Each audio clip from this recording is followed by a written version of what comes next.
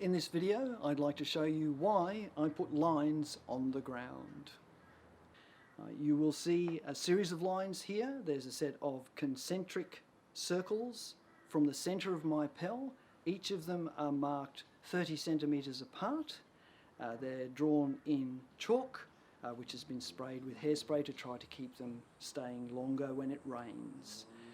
So a set of concentric circles, 30 centimeters apart. Then a center line to show me the center line. The cross line is really to sort of help me when I'm talking about stances, as you may have seen in previous videos. And then several of my trainers have often said to me that it's a great idea to move on the 45. So as it turns out, when you draw concentric circles and get them out this far, two circles, joining them with a line, is very much close to 45 degrees. Not exactly, but very close. So I've set one from the furthest out position, going out on the two 45 degree line points, and another 60 centimeters closer in, going to the next circle gives you roughly 45. Once again, it's not perfect. Right? And then going to the two circles in, that gives you roughly 30 degree angles. Right? So this shows you quite clearly which angles might help you get to certain positions against an opponent.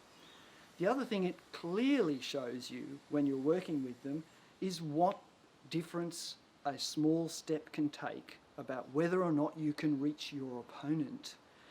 So from this position here, up against my pell, even with weapon in hand, I cannot reach my opponent. Even if I'm using a stance that favours depth and range, no way can I reach my opponent.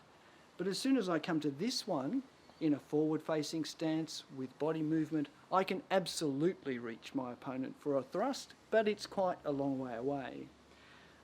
Once I get to this line, it's on for young and old. I have perfect reach to my opponent.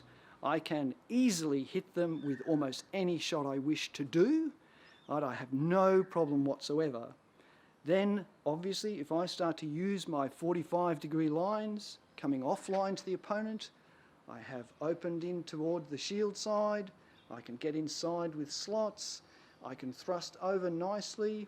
If I'm working this angle on this side, I have a lot of other options to go for. I can wrap deep, I can thrust to the side of the head, I can inside thrust.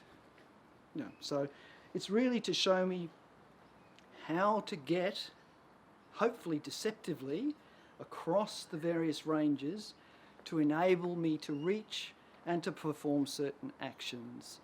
So I found it to be very useful to have these various circles in place and to show me how close I am to an opponent.